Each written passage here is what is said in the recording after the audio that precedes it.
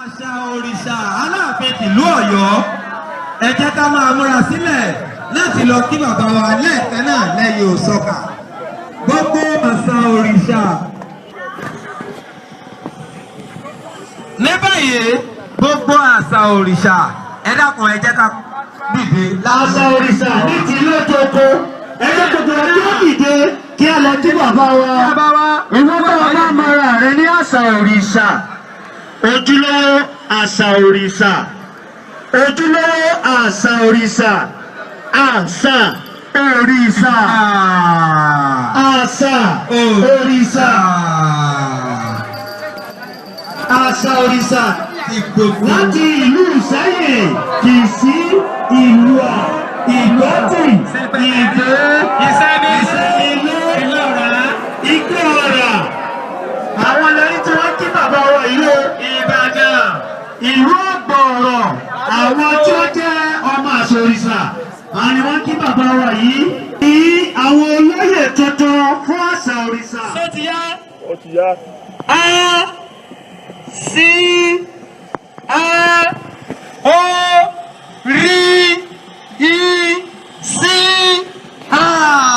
Asa Orisa.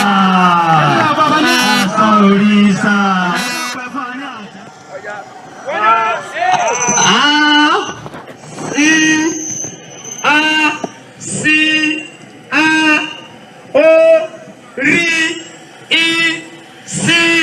Asa Orisa.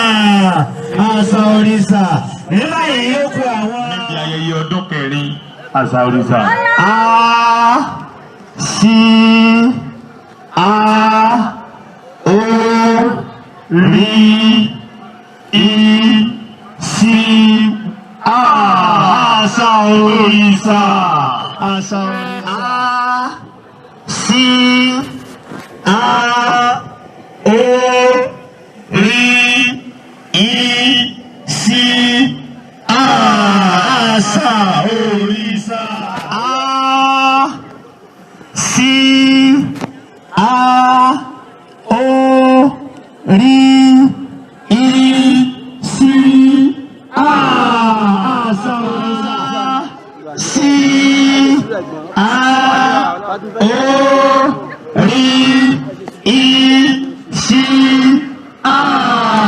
Asa Orisa.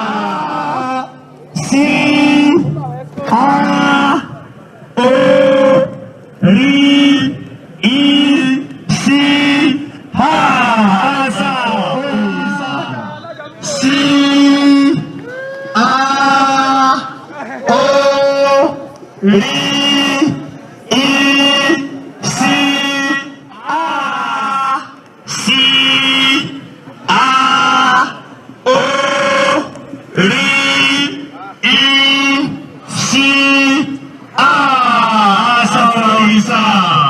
Asa Orisa. Tó bá ti yá máa tẹ̀ iwájú.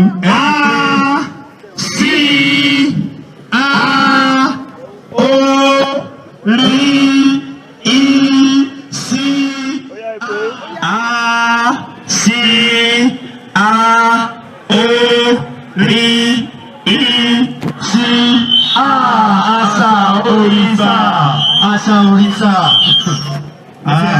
Fi àǹfààní tí mo lé níṣẹ́ kí gbogbo ẹ̀yin èèyàn wa tí ẹ wà níjọ Asa Orisa tó bá wọ Ọlọ́run